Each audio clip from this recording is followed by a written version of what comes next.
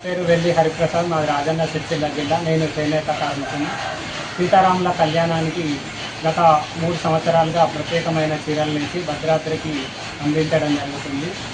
మొదటి సంవత్సరం పట్టు పీతాంబరం చీర, గత సంవత్సరం సీతారాముల కళ్యాణం కొంగులో వచ్చే విధంగా నేసి సిఎస్ శాంతాకుమారి మేడం చేతుల మీదుగా మూల విరాట్ అమ్మవారికి అందించడం జరిగింది. అదే స్ఫూర్తితోని ఈ సంవత్సరం మూల విరాట్ దేవతామూర్తులు కొంగులో వచ్చే విధంగా పొందుపరిచి వేయడం జరిగింది. చీర కింది బార్డర్లో శంకుచక్రనామాలు మరియు హనుమంతుడు గరుత్మంతుడు వచ్చే విధంగా, చీర మొత్తం కూడా శ్రీ రామ రామేతి మనోరమే అనే శ్లోకం 51 సార్లు వచ్చే విధంగా వేయడం జరిగింది. ఈ చీరలో 1 గ్రామ్ గోల్డ్ మరియు పట్టుదారం ఉపయోగించి 7 గజాల పొడవు మరియు 800 గ్రాములు ఉండే విధంగా వేసినాను. ఇట్లాంటి ప్రత్యేకమైన ఈ చీరలు నేయడం చాలా అరుదు.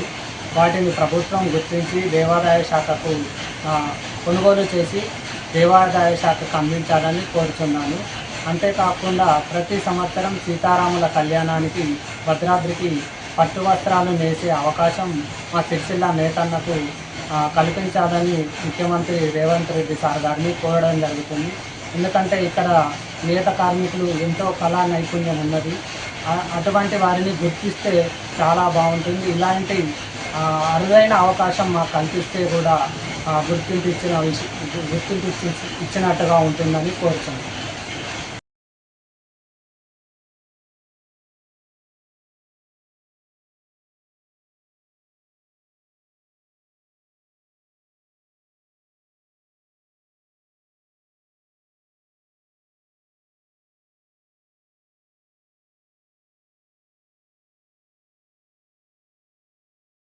వెల్లి హరిప్రసాద్, మాది రాజన్న సిరిసిల్ల జిల్లా. నేను చేనేత కార్మికుని.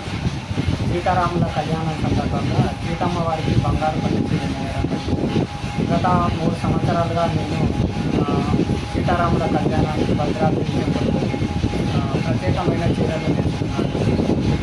మొదటి సంవత్సరం పట్టు పీతాంబరం చీర, గత సంవత్సరం సీతారాముల కళ్యాణం కొంగులో వచ్చే విధంగా నేర్చి సిఎస్ శాంతాకుమారి చేతుల మీదుగా మేడం చేతుల మీదుగా మూల విరాట్ అమ్మవారికి అందించడం జరిగింది.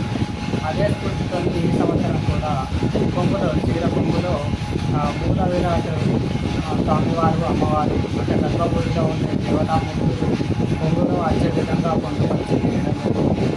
ఈ చీర కింది భాగంలో శంకుచక్ర నామాలు, గరుత్మంతుడు మరియు హనుమంతుడు, చీర మొత్తం కూడా శ్రీ రామ రామేతి మనోరమే అనే శ్లోకం 51 సార్లు వచ్చే విధంగా దాదాపు 10 రోజుల పాటు ఈ చీరలు చేశాను.